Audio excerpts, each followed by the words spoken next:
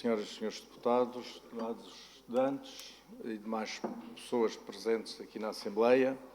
Hoje vou falar de saúde, ou da falta dela, porém focalizar-me-ei no Hospital dos Marmeleiros. Poderia optar por falar de questões mais abrangentes e estratégicas, por exemplo, da falta de integração entre os sistemas de saúde e de segurança social, concretamente questionar o porquê de uma pessoa que foi acometida com doença aguda ou crónica ser-lhe assegurado, e bem, todo o tipo de cuidados, mas se for, por exemplo, uma pessoa acometida de Alzheimer ou de doença mental, não. Poderia fundamentar a importância da desmedicalização do sistema, colocar a saúde além dos cuidados de saúde e falar da necessidade da saúde em todas as políticas. Poderia ainda falar da excessiva dimensão e complexidade estrutural do Sistema Regional de Saúde, da falta de uma estratégia clara para o mesmo, incluindo a falta de um plano estratégico para o César Ramo. Poderia ainda discorrer sobre o sistema e o Serviço Regional de Saúde, salientando a falta de transparência, a indiferenciação, ou se quiserem, a promiscuidade entre o público e o privado, a falta de indicadores, a incipiente investigação, a falta de controlo e as insuficiências e redundâncias existentes.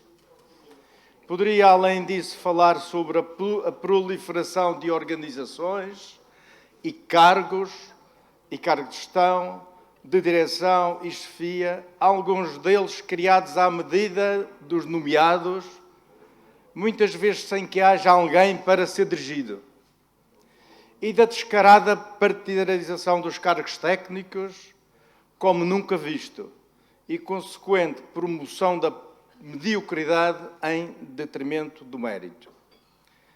Situando-me no César Ramo, poderia falar da enorme asneira de, segundo anunciado, se pretender dispensar a participação do diretor clínico e do enfermeiro-diretor no Conselho de Administração, que é quem percebe da poda, e que, no conjunto, ambos são responsáveis por mais de 80% dos recursos orçamentais disponíveis.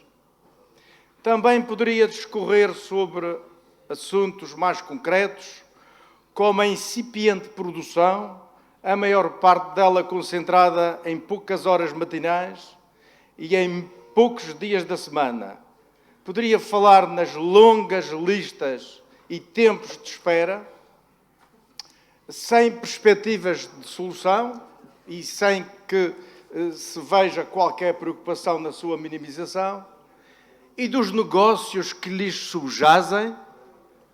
Poderia falar das ocultas filas de espera para outros cuidados de saúde que não médicos, dos cuidados que ficam por fazer por falta de tempo ou de outros recursos, maiormente enfermeiros e assistentes operacionais, da incipiente rentabilização do bloco operatório e, sobretudo, da estagnação da imprescindível cirurgia de ambulatório.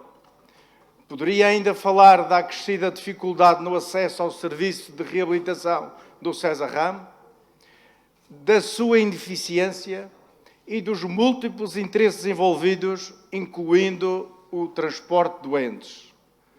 Poderia também referir a, por vezes, falta de critérios na admissão de utentes nos cuidados intensivos e em outros serviços muito importantes, mas também muito dispendiosos, que, apesar das novas tecnologias de informação e comunicação, não param de crescer.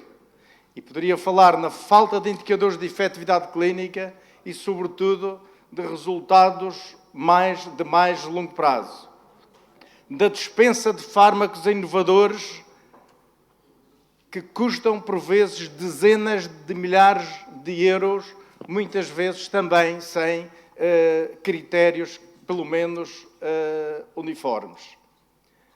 Ou da incipiente rentabilização do laboratório do César Ramo e de alguns outros serviços congêneres, normalmente conhecidos por sector ambulatório ou auxiliar de diagnóstico e terapêutica. Poderia falar do incipiente trabalho de equipa, da subutilização dos recursos humanos e tecnológicos, nomeadamente os desajustados staff e skill mixes e a marginalização de alguns enfermeiros especialistas e outros técnicos, tal como aconteceu na Ponta de Sol, mas não só.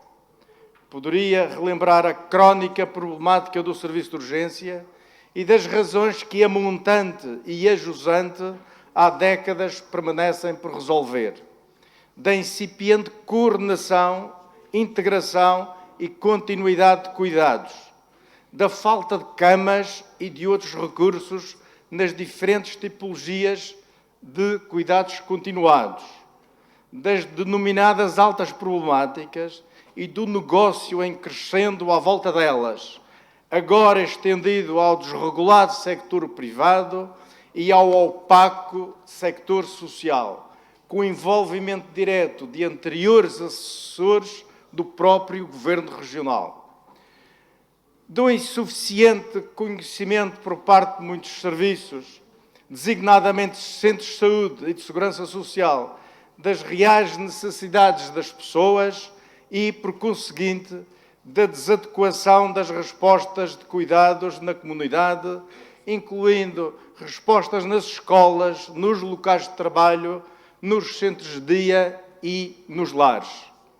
Poderia falar da artificial procura de cuidados nos centros de saúde, induzida pela miragem dos 295 mil inscritos, que quando a nossa população residente andará à volta dos 250 mil e muitos deles não lá aparecem. Poderia ainda discorrer sobre a ineficiência e inefetividade decorrentes da grande dispersão geográfica dos utentes das listas de médico e de enfermeiro de família, que fazem com que, na mesma hora, para o segundo esquerdo, tenha de lá ir uma viatura com os profissionais e, para o segundo direito, outra viatura com outros profissionais, apenas porque os utentes se encontram inscritos em listas administrativas distintas. Enfim, um conjunto de temas importantes e urgentes que importa minimizar e, alguns mesmo, resolver. Mas hoje escolhi falar do Hospital dos Marmeleiros. Um local esquecido, mas que qualquer cidadão de parcos recursos, com doença do foro médico, dele não pode preterir, pois a única alternativa existente na rama é o recurso ao sector privado, embora apenas enquanto o dinheiro existir, porque quando ele deixar de existir, tem de lá ir parar. Vou começar pela estrutura e pela sua anunciada e sempre adiada remodelação. O Hospital dos Marmeleiros tem um histórico de construções e remodelações que não honram ninguém. Desde que eu sou profissional, o Hospital dos Marmeleiros está sempre em obras, nenhuma delas de jeito. E ninguém sabe qual o destino é que será dado aos marmeleiros, mas já falam na remodelação. É um hospital que, embora há pouco tempo tenha sido acreditado pela qualidade, não sei que qualidade, nem sei a que preço, mas em 2008 ostentava um placar numa das fachadas a dizer que era um hospital acreditado. Mas, sem mais delongas, porque a situação dos marmeleiros é por demais conhecida nas suas dificuldades estruturais, físicas, funcionais, falar sobretudo da necessidade de envolver os profissionais. Os profissionais do Hospital dos Marmeleiros não sabem o que se está a passar, tudo se lhe passa ao lado. Estão cansados de fazer propostas, têm uma estrutura, para terem um exemplo, onde não tem espaço para um enfermeiro prestar cuidados, às vezes ao utente, sem roçar com a farda na cara do doente do lado. A distância à janela é a mínima. não cabe o equipamento, não tem fichas que dê para todos os equipamentos. As águas conspurcadas, por exemplo, dos cuidados de higiene, muitas vezes têm a andar cerca de 20, 25 metros na mão de um assistente operacional para ir despejar na casa de banho. As casas de banho não têm segurança, as portas fecham para dentro.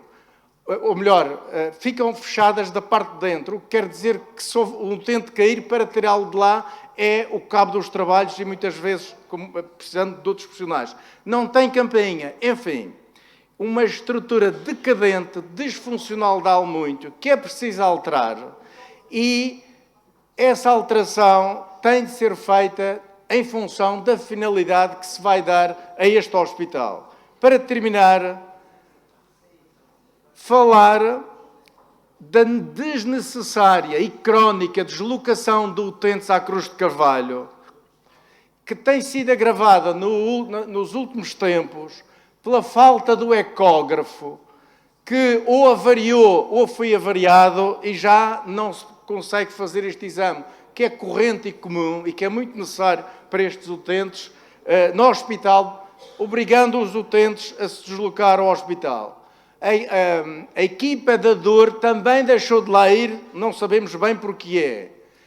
A questão da polimedicação que estes doentes estão sujeitos e dos reinternamentos que são sintoma de que a montante e a jusante, ou sobretudo a montante, pouco está a ser feito. Enfim, recomendamos veementemente o envolvimento dos profissionais face à clarificação do objetivo do destino daquele hospital no curto prazo e a transferência o mais rápido possível dos serviços agudos, pelo menos estes, para o Hospital da Cruz de Carvalho.